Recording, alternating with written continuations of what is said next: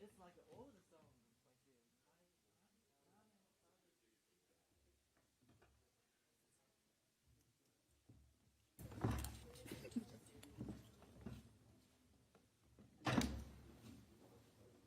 Are they stuck together?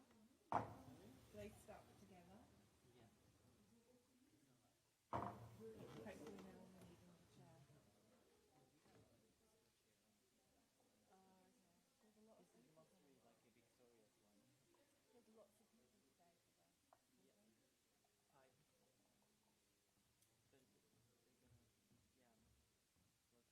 They're gonna, yeah, welcome me for this one. They share their story. Why they end up because it makes sense if you say that so many weapons. The bad news is the media is trying to get like fast information. Geneva is not historically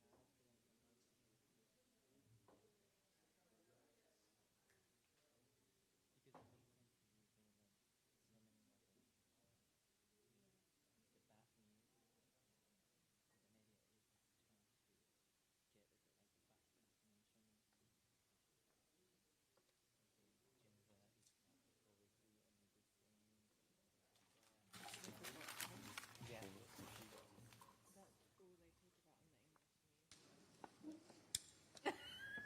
So then they changed like a subject because they wanted to really change the subject. It's too boring. Like it's 2 or 3 days still talking about boxing. Move on. It's past. Oh, what happened?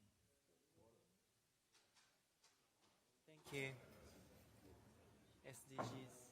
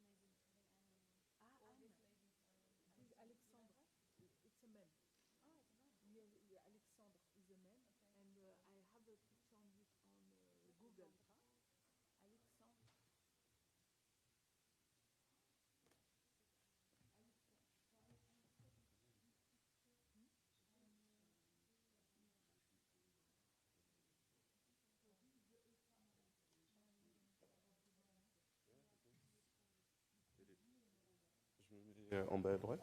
Ouais. Ça. Tu veux dire là-bas? Oui. Bonjour. Bonjour. Jolie voix. Merci beaucoup. T'as une carrière là-dedans? Ils m'ont refusé sur The Voice, donc bon. J'ai mis English pour...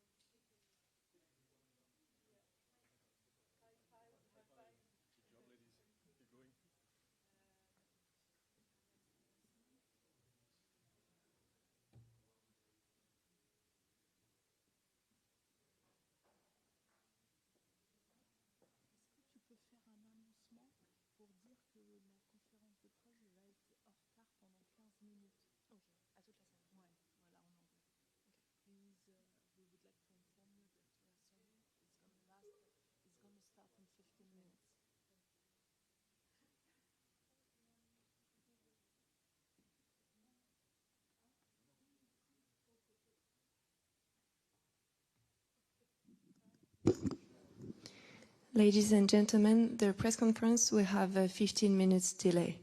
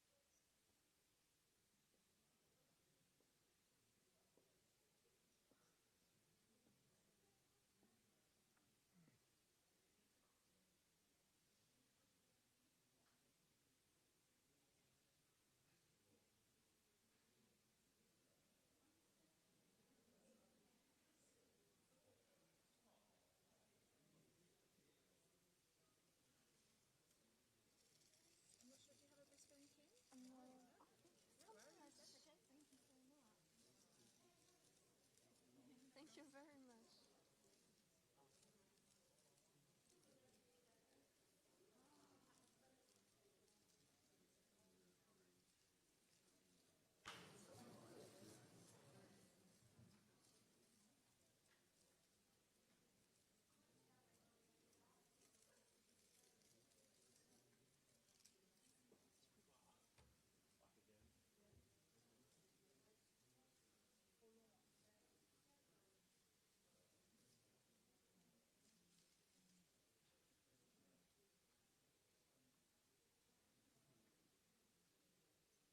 It goes well with our fits.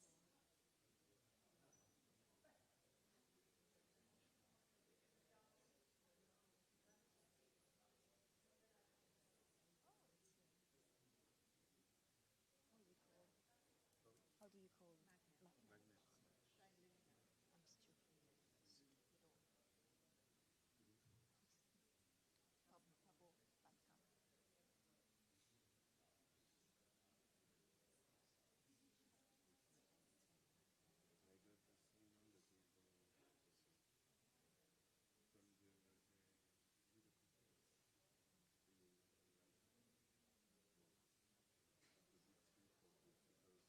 stupid.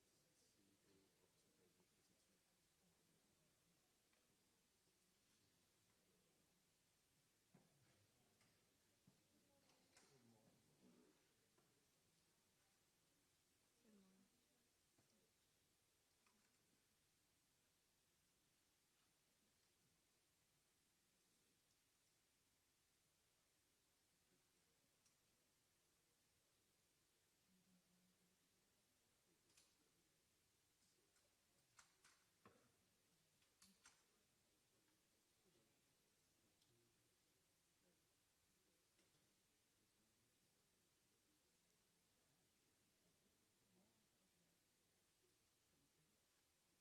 What about 28? It's nice to be 28. It's 28, 29.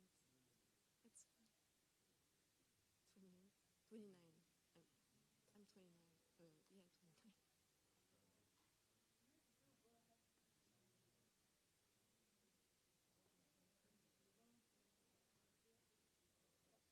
You're not that old, I swear. T'es pas si vieux que ça, 28. Quand t'as 20, j'ai l'impression, mais en vrai. Especially your 20s.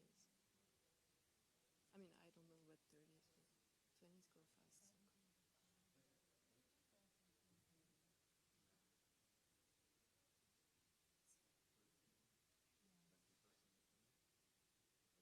No, ta trentaine d'années, from 30 to over.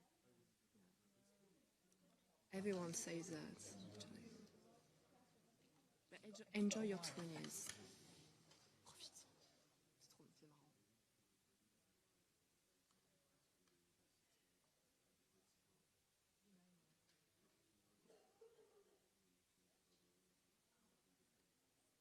Your front lobe is not developed yet. Just enjoy.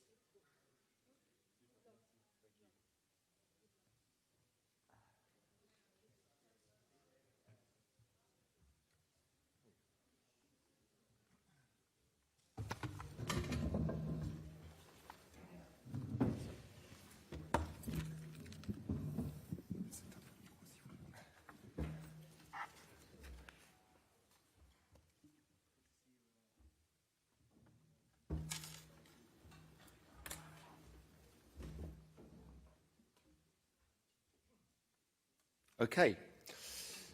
Morning, everybody. Sorry, a touch late. I hope that's not inconvenienced you too much. So today we're going to do a quick theme on volunteers, and as ever, we'll keep that reasonably good time, and obviously plenty of room for any other questions after that.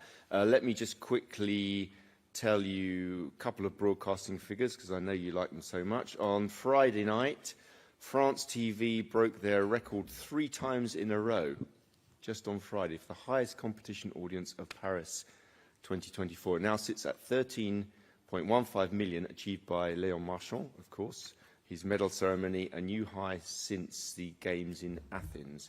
One other there, NBC reports the Paris Olympics are averaging 32.4 million viewers across NBC Universal platforms for the first 8 days, up 74% compared to Tokyo.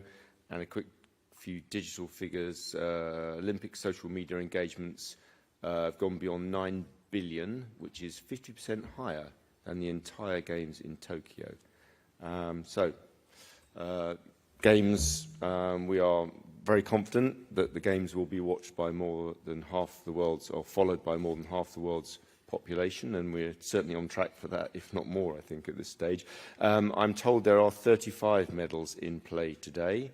Okay, so let me hand over to Anne, who can do the volunteers. Anne, over to you. I start with just a few words on the program of the day. Yeah. Bonjour à tous, je vais parler en français. Donc bienvenue pour ce 12e jour de compétition aux Jeux de Paris 2024. Hier, on a vécu un super Saturday, un super samedi à la hauteur des attentes, avec encore de grands moments de sport. Laissez-moi vous en signaler 3.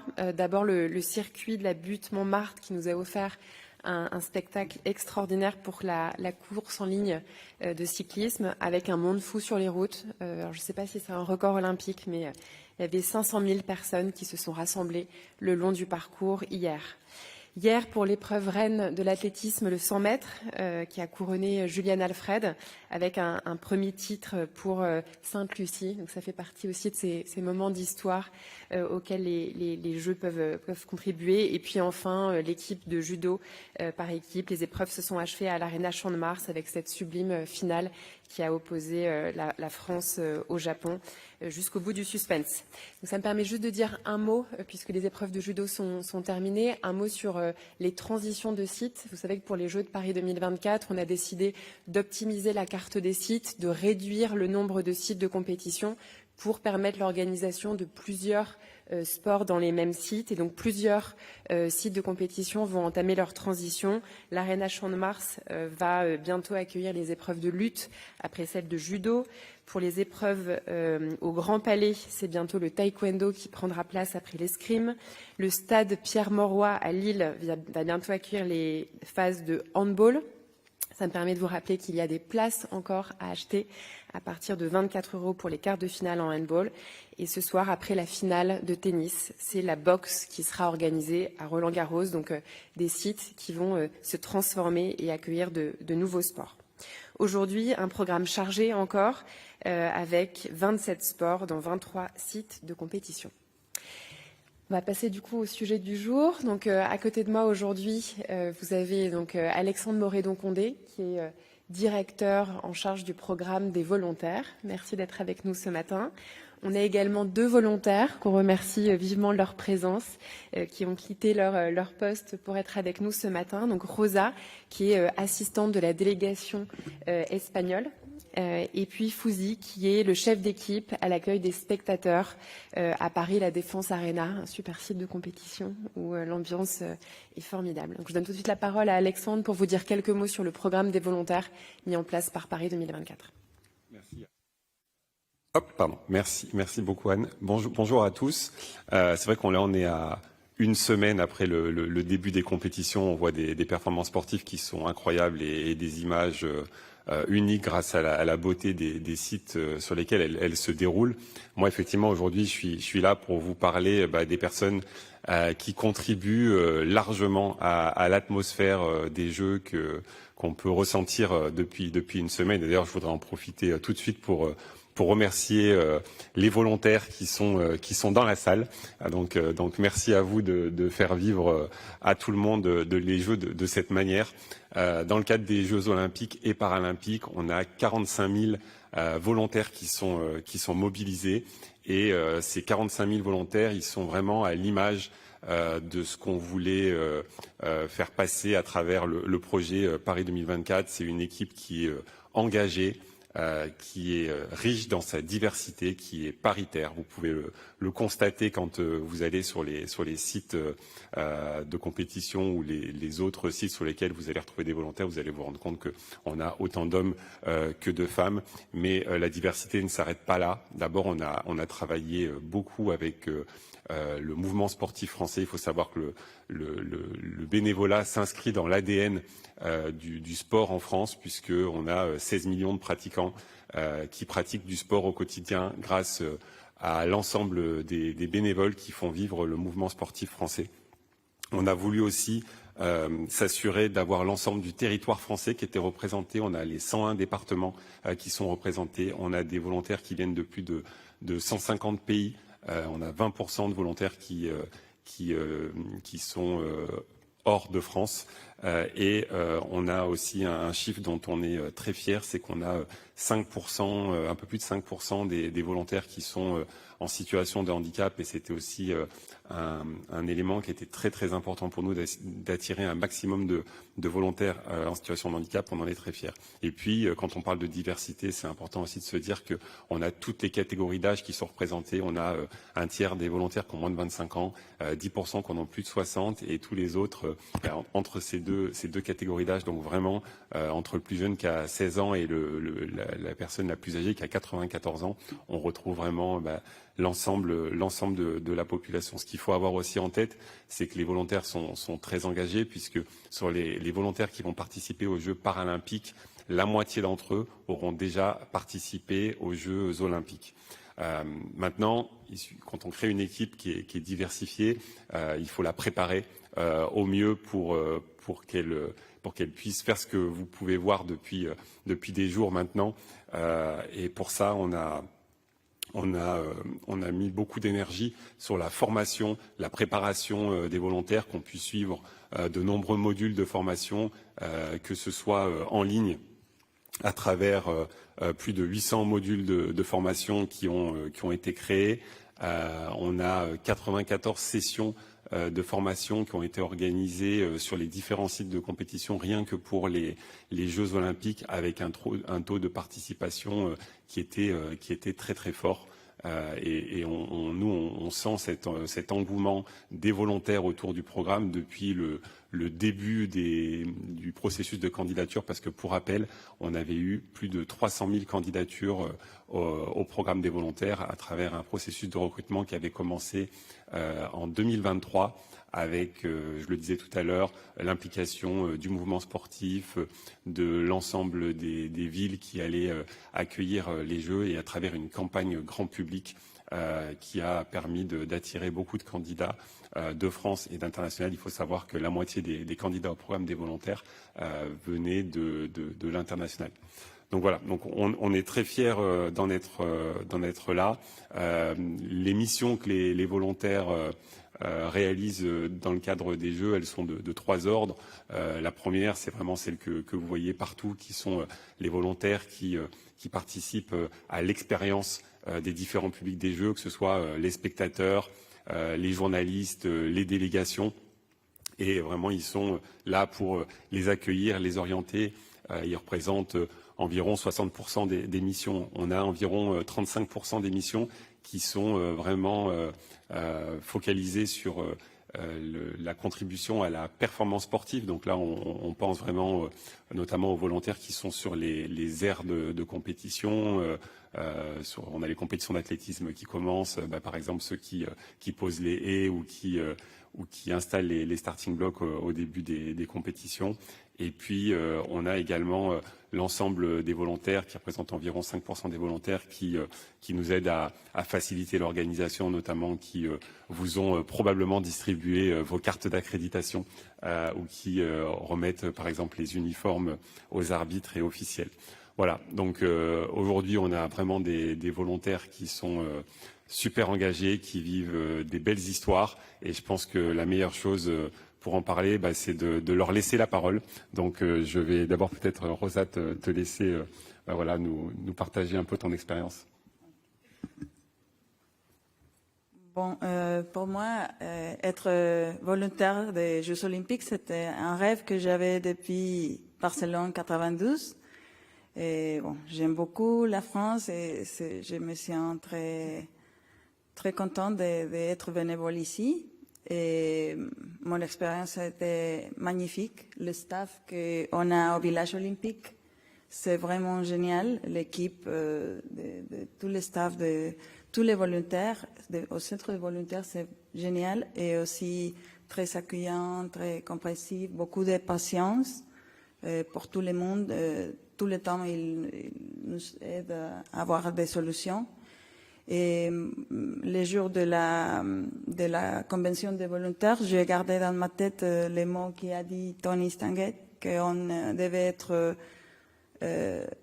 solucionadores, on dit en espagnol, chercher tout le temps une solution, et c'est ça que j'ai gardé dans ma tête. Et toujours avec un sourire, avec amabilité, et bon, ça a été vraiment génial d'être NOC assistante du National Comité.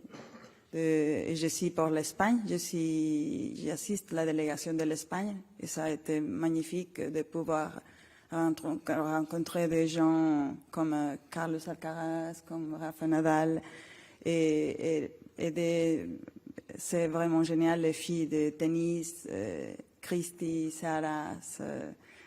À chaque fois qu'on a un succès, on est très contente, on est fiers d'être bénévole. Merci beaucoup, Rosa. Fouzi, tu veux nous parler de ton expérience à Paris La Défense Arena? Avec plaisir. Bonjour à toutes, bonjour à tous. Je suis extrêmement ravi d'être là. Très reconnaissant également d'être là parce que je vis une expérience qui est somme toute assez extraordinaire. Alors peut-être juste la genèse de pourquoi je suis là aujourd'hui. Je me suis inscrit au programme volontaire en 2023 par l'intermédiaire de ma société. Et beaucoup de personnes m'ont regardé un peu avec les gros yeux en me disant « Mais pourquoi tu vas te lancer dans cette aventure ?»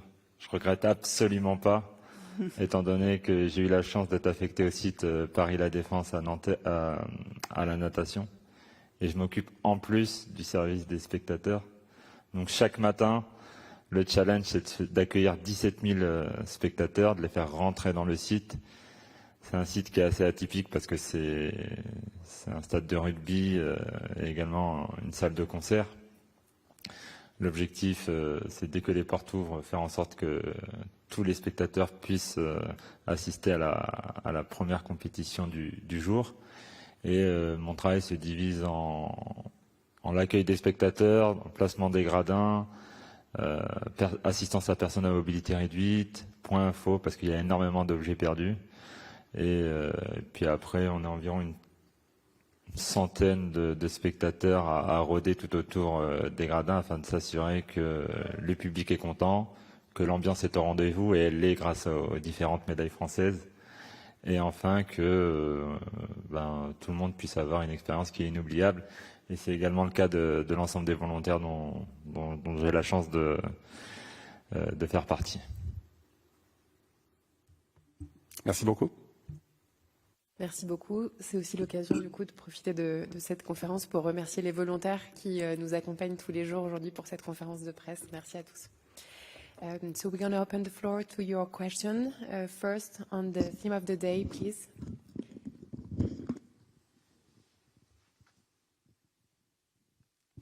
Bonjour Alain Mercier, Frangeux.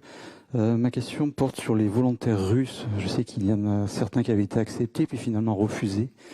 Qu'en est-il aujourd'hui? Est-ce qu'ils sont là ou pas là? Merci. Bonjour. Comme on l'avait partagé dans le cadre de la candidature, enfin le processus de candidature, le programme des volontaires était vraiment ouvert à tous les volontaires du monde entier. Je le disais, on avait plus de 190 pays qui ont été candidats au programme des volontaires. Après, dans le cadre du processus de recrutement, comme on a pu le mentionner dans le passé, on travaille comme pour tous les accrédités des Jeux avec les services de l'État qui procèdent à une enquête administrative et qui sont décisionnaires sur notre capacité à proposer une accréditation à un volontaire ou non. Donc c'est finalement les services de l'État et le SNEAS qui ont le dernier mot sur les personnes qui rejoignent le programme des volontaires. Est-ce qu'il y en a?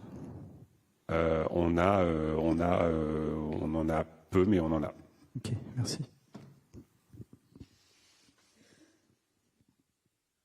Other question? Yes.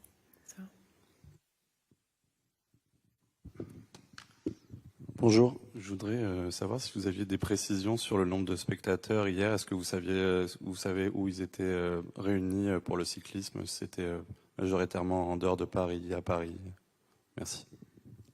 Alors c'était pas sur le thème, mais donc j'ai pas de précision. C'était le long de la route. C'était un chiffre qui était officiellement donné par la préfecture de police. Peut-être maybe on the theme of the day. Est-ce qu'il y a d'autres questions sur le thème du jour pour les volontaires? Okay. It seems to be very clear. Merci à tous. Thank you. Oh yes, sorry. What? Thank you. Wakako Yuki from the Yomiuri Shimbun. To the leader, the diversity, yes, I went to many venues and met many different, look like nationalities, as well as frontiers with impairments. How does those diversity, as well as you have to work in a team, brought experience for enlightening people amongst frontier, as well as how people involved in the games. Any experience from the actual frontiers would be very welcome. Also, one more, the knowledge base. Of course, volunteer people would have learning curve, but when you approach to a new venue asking for entrance, things so forth, often you are directed to somewhere else and then directed to somebody else. And then the answer would never come. So could you tell us a little bit of what is the education, the accumulation of experience there? Thank you. Pardon. En termes de formation et d'accompagnement des volontaires pour les préparer au mieux à leur mission, on a eu plusieurs grandes étapes. On a d'abord eu une convention des volontaires qui a réuni l'ensemble des volontaires qui le pouvaient à Paris La Défense Arena à Nanterre le 23 mars dernier. Et les personnes qui n'ont pas pu venir, l'autre partie des volontaires a pu suivre en direct la convention des volontaires, ce qui nous a permis déjà de les plonger au cœur des Jeux, de leur présenter un peu l'ADN de Paris 2024. Ensuite, ils ont suivi une formation en ligne générale sur les grandes thématiques autour des Jeux, et ils ont reçu en même temps un guide du volontaire qui leur donnait un certain nombre d'informations complémentaires. Suite à ça, ils ont reçu un module de formation qui était spécifique à leur mission. Par exemple, une personne qui accueille des spectateurs dans un stade a reçu un module de formation en ligne qui leur a permis de plonger au cœur de leur mission.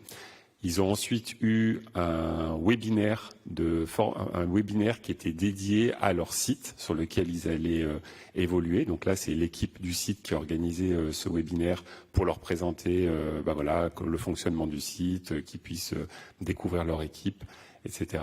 Et puis, pour terminer, ils ont assisté à un module ils ont assisté à une formation, sur le site de compétition. Comme je le disais tout à l'heure, on a organisé 94 sessions de formation sur les différents sites de compétition et de non-compétition uniquement dans le cadre des Jeux Olympiques.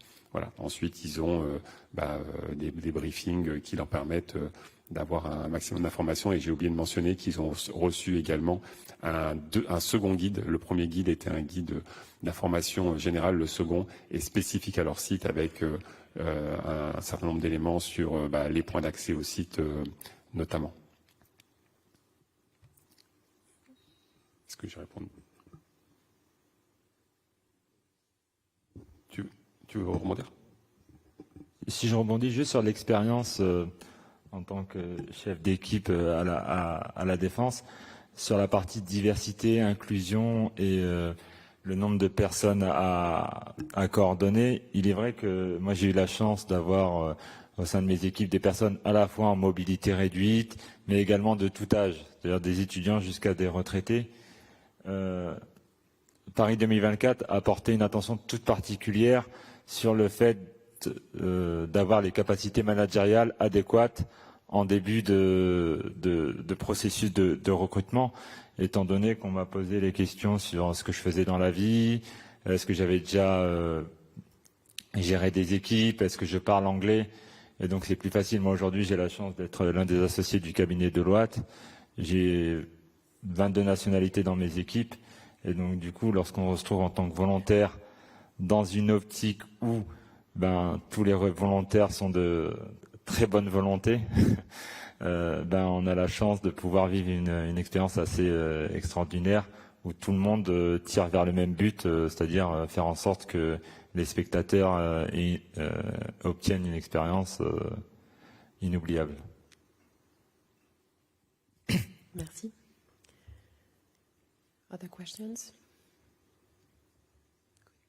Okay. Thank you very much. Thank you Merci. very much. You are released if you'd like to sit. You're very welcome to stay, but I think if you want to leave, if you want to sit here, that's also welcome. But thank you very much for joining us today, and thank you very much to Thank you very much. volunteers in general. Okay, Merci beaucoup. let's move on to other questions now. Happy to take other questions. Yeah, starting with the gentleman there. Hi, Jean Paget from Reuters. A question for Anne. We got your statement on the cancellation of the training swim for the triathlon. Can you please share the numbers with us, the latest numbers you have, and also what is your level of confidence that the event will take place? Thank you. So yeah, we took the decision to cancel the swim familiarization for the mixed triathlon. We've shared the information last night in order to avoid late communication to the athlete. It follows the rain that occurred in the last days. We're expecting improvement in the next hours. I don't have the last figures, but we are expecting improvements regarding the weather forecast. And as we've seen, sun, heat have a very positive impact. So we're hopeful that we can organize the competition tomorrow, and we will take the decision as planned tomorrow morning regarding the last samples. Yeah. Another question? It's a bit of a slow Sunday so far. Yes. Question over there. Hi, it's a question for Mark. It's Mike Keegan here from the Daily Mail. There was a story, Mark, that came out last night that basically said that the IBA had sent a letter to the IOC in June of last year. And in the letter, it gave detail on the tests that have now been reported quite widely and the fact that one of the boxers had shown up an XY chromosome. I just wondered what the IOC's response was to that and whether that letter is legitimate and whether the IOC actually have been shown the detail from those tests. Well, first off, it won't surprise you to know that I'm going to repeat the line that those tests are not legitimate tests. So there was indeed a letter. Yeah, I can confirm that. But the tests themselves, the process of the tests, the ad hoc nature of the tests are not legitimate. And you'll also expect me to tell you that I'm not going to discuss the individual intimate details of athletes in public, which I think is pretty disgraceful for those who've leaked that material. Frankly, to be put in that position must be awful, on top of all of the social media harassment that these athletes have had. As I say, we did receive a letter.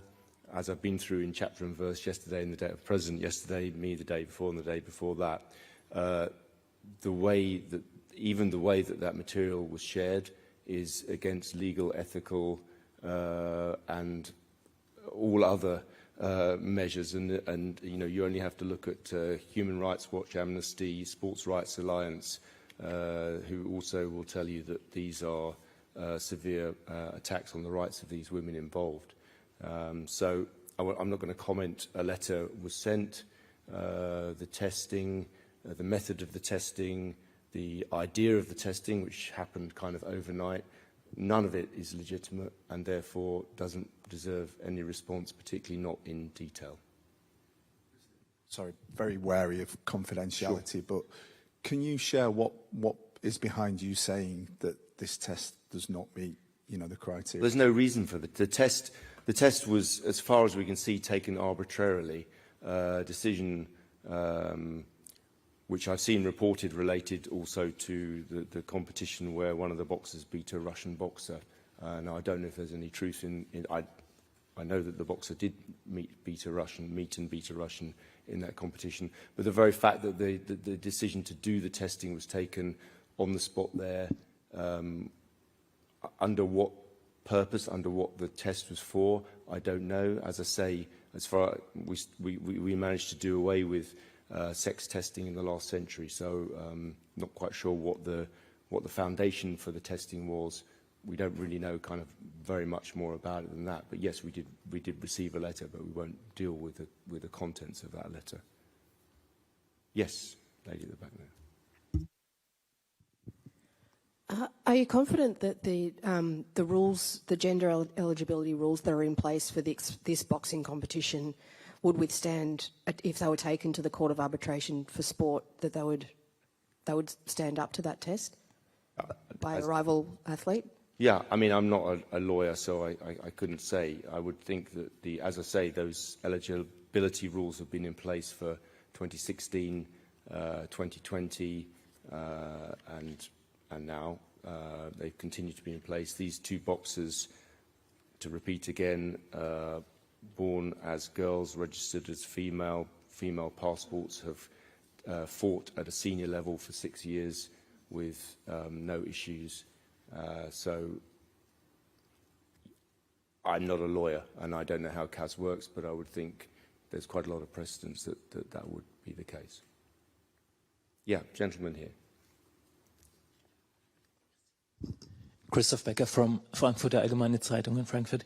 On that letter, you're saying you received it in June 2023. I believe on June 7th, recognition was withdrawn from IBA. At that point, did you have the letter then, or did it I come don't know to your about the office time. after? To be honest, I don't know about the exact timing. I can look Okay. into that. And then a question to Anne on the Seine, which is supposed to feature the marathon swimming later in the week. At what point would the OCOG decide on whether to hold that race? Would that be a decision on the day as well, or would it be a decision that has to be taken earlier, as you know, if you want to get to the optional venue at the rowing? Would you decide on that a day prior or two? Thanks. It really depends on the context, and we know we are doing a daily test on the quality of the River Seine, so it really depends on the last result we have. We took the decision yesterday evening regarding the last result we had, but the plan is that the decision is taken on the morning. Yeah, Reuters down there. Question for Mark.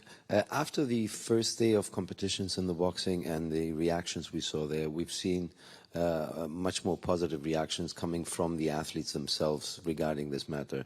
How do you see this shift in the atmosphere, especially in the boxing community, and also from the Hungarians who decided not to go and take it up with other bodies? Thank you. I mean, I think as ever, it's, in my view, it's when kind of social media meets reality. And I think a lot of people actually, when they started to read the facts behind the case and read the actual journalism around the case, when people discovered the truth around the case, then it became much more nuanced. Of course, there are very many different views, but you start to see that actually it isn't, unfortunately, we love in social media, don't we, that everything is black and white, and there's an answer for everything that can be done immediately overnight. It's not the case. These issues are much more nuanced than that, but I think, and it's more difficult to explain very important nuances about human rights, about data protection, about the right to privacy. Those are very difficult things to write about in 140 characters or whatever the character limit is now. I think they've done away with it some time ago. But I mean, I think when you start to get a proper informed debate, you actually start to see people understanding the issue more. They can still have their views and they're entitled to their views, but I think that's the reason why it's become a much more balanced debate, and much less a kind of a shouting match that you tend to get these days on social media. Yeah, gentleman here, and we'll come back across. Jay Busby, Yahoo Sports. You had mentioned, obviously, this is a very nuanced debate. Will there be a move at some point to move away or to broaden the definition of what is a male and a female beyond just using the passport as kind of the final determination, because that is sort of a straightforward issue, a straightforward document? Is there a move to at some point after these games, obviously, to broaden that definition beyond simply using the passport as the final definition? Well, I mean, this is an ongoing debate. I mean, this is not just in boxing. A lot of the federations use the same criteria, and it's a very difficult one. As already mentioned, nobody wants to go back to the days of sex testing. I imagine that there will be discussion about this. There is continuing discussion about this, and yeah, I can imagine that discussion will continue, but I'm not a member of an IF, but I imagine each IF needs to have a look at their own rules and make sure they're happy with them. They clearly were happy with them for these games. And if they, consider that they should discuss them, look at them afterwards, then fine, or well and good. But I wouldn't give them any guidance myself, to be honest. Yeah, gentleman there. Thank you. I'm Jun Kaneko from Mainichi Newspaper of Japan. My question is about COVID-19. We have seen some cases that some athletes tested positive for COVID-19 so far.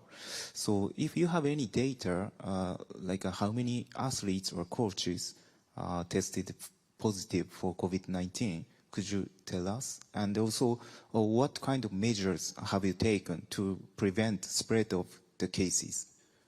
Thank you. I take the question. So just to say that we are carefully monitoring the health situation in close contact with the national health authorities, not only COVID, any health situation. So we don't have specific data on COVID, but at the national level we have feedback from the authorities. So if you have questions on the spread of COVID in France, you should contact them. And regarding the advice we share to the athletes, obviously we regularly remind anyone, the athletes, the delegation, to follow the good practice, to wear masks, to use hand sanitizers, etc., etc. Yeah, there was a gentleman here. Sorry, you've been waiting a while. No problem. Jerry Lawton from the Daily Star. I was just wondering if you had any comment on the story overnight regarding the Australian triathlon coach, Brett Sutton, convicted of sex abuse as a coach, apparently banned by his body in Australia, and yet appearing here under, I believe, Chinese accreditation, giving interviews to the world, shall we say. I was just wondering what the IOC's situation was regarding him. Yeah, I mean, I understand that this person is no longer here at the Games, that they have left the Games. In the first instance, I think it's an issue for the Chinese Olympic Committee, and then obviously also the Federation would need to get involved. Going forward, I can tell you that we will obviously look into this issue. There are many safeguarding issues, safeguarding facilities here and people here involved in safeguarding.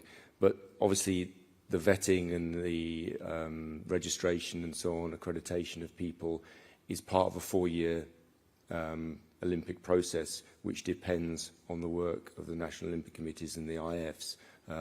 We can only build on that during the Games. So whilst we have safeguarding measures in place, quite strict safeguarding measures in place, unfortunately things do occur from time to time, and obviously we'll look into this. But I think your first port of call would be to the National Olympic Committee who is employing this person. Just on that, it relates also to the Steven van der Velde case that we've had. He's still here, obviously. Could you just explain to the layman why the IOC doesn't seem to be in charge of its own competition and you defer everything to the national?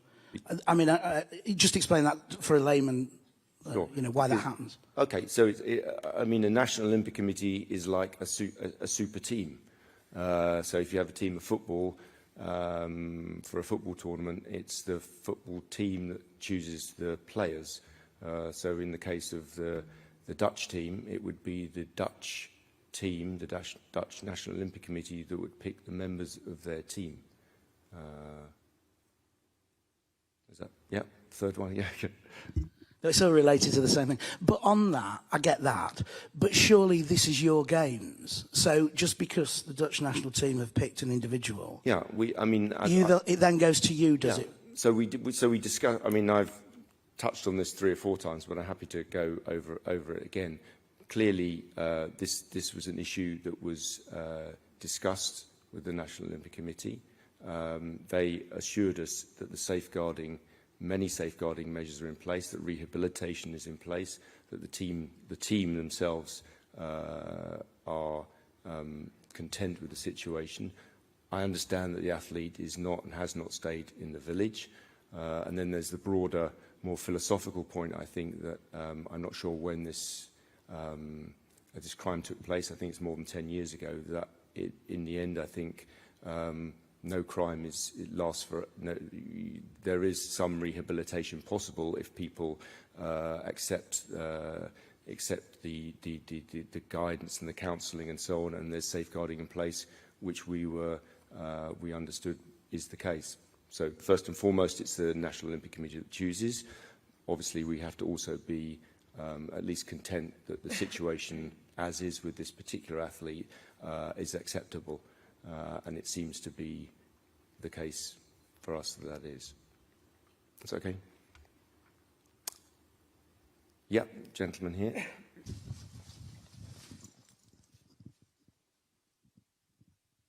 Hi there, Adam Blauwright from AFP.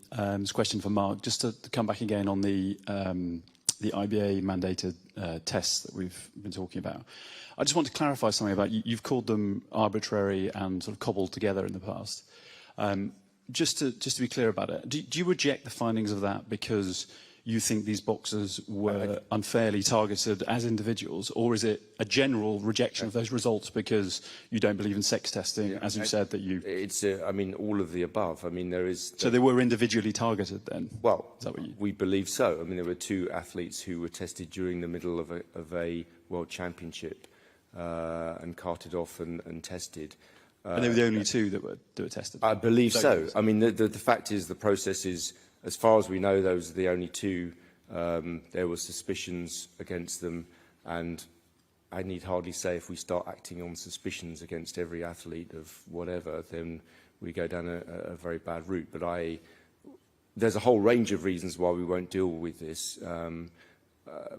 Partly confidentiality, partly medical issues, partly that there was no basis for the test in the first place, and partly data sharing of this is also highly against the rules, international rules. And as I say, if you look at the comments of Human Rights Watch and so on, this is an attack on the rights of those women athletes. So there's a whole range of reasons why we won't deal with them. I think probably first amongst all those is the confidentiality and the right that those women have not to have their lives published across the world without any basis for them to come back or to deal with the issues. Yep. at the back there. Can I just clarify? Are you saying that there's no place even for testosterone testing to protect the integrity and fairness of? No, I'm just saying that in this case there wasn't a test in place, and there isn't a test in place. It was an arbitrary test put in place. That eligibility test was not part of the 2016 rules, the 2020 rules, or the rules here. So there is no rule. Each federation has to determine their own rules. They know their best, their sports and their disciplines. We leave them to them. They have the eligibility rules, which we linked to when I was first asked about this question 4 or 5 days ago. You can read those online. You can see those eligibility rules.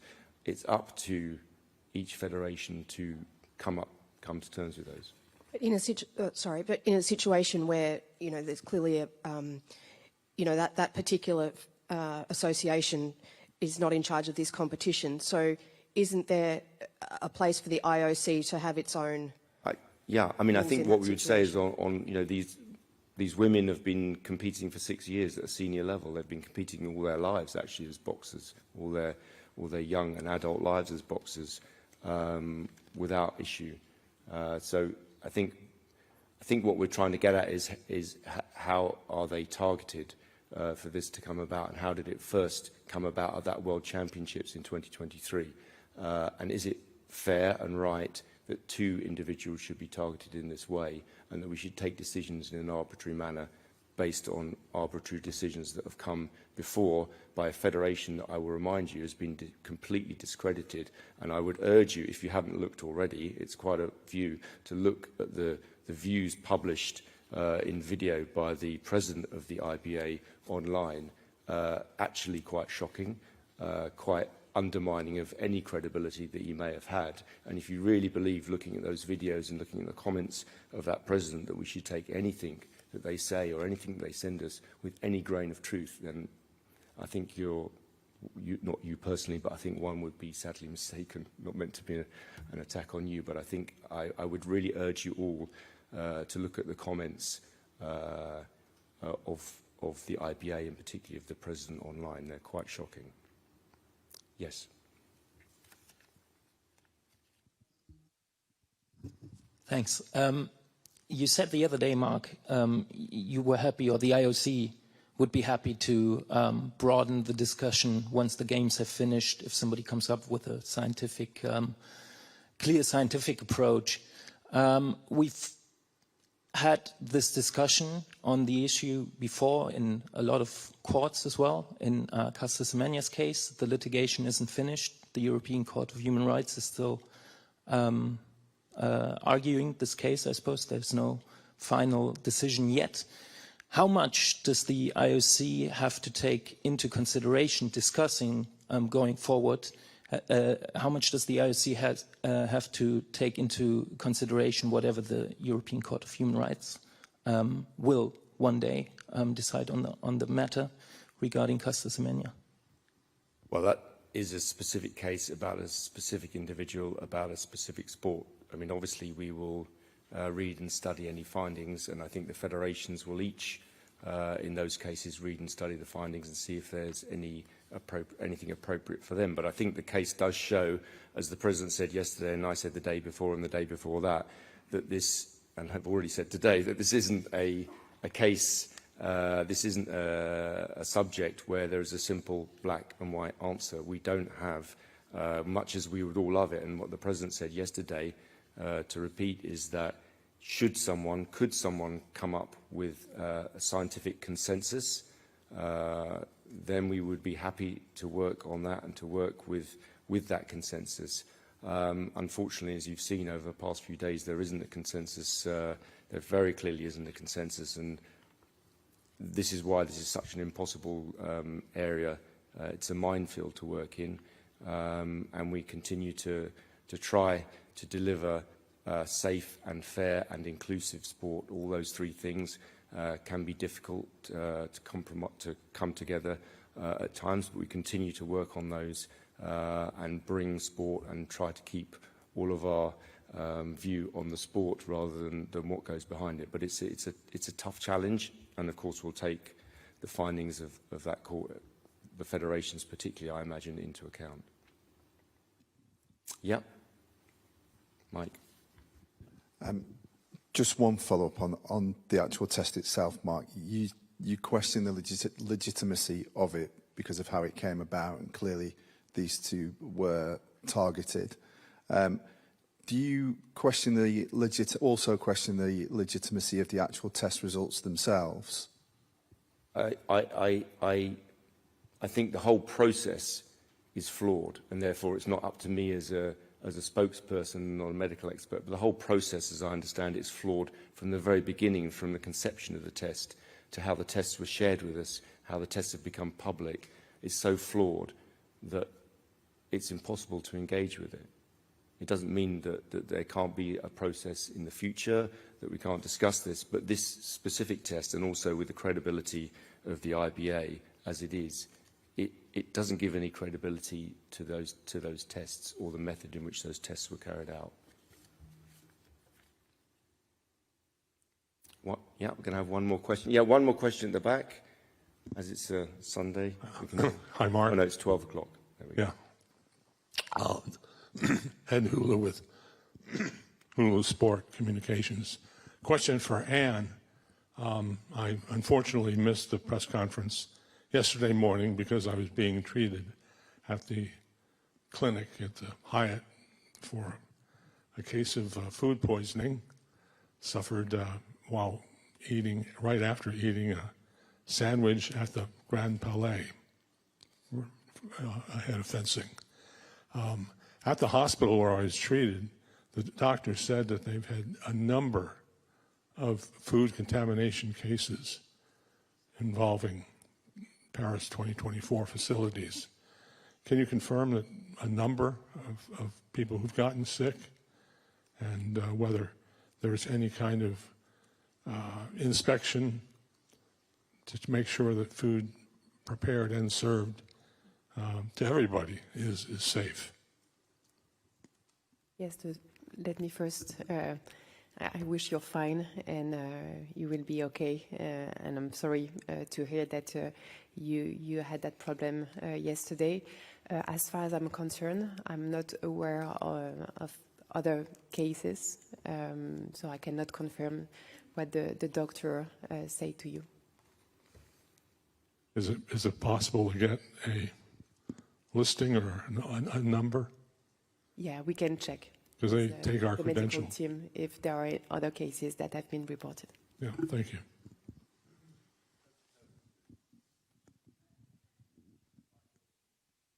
Thank you very much, everybody. We will be back again tomorrow when we will have representatives of the Athletes Commission IOC and I think Paris 24 Athletes Commission. Martin will be here. So we'll talk about athletes' experience and all things athletes. Thank you very much again. See you tomorrow.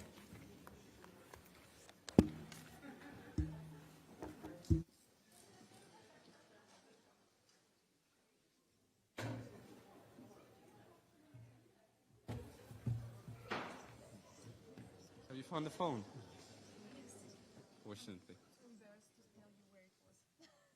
Not in the pocket. No, it's real. I know. You found the phone. Oh.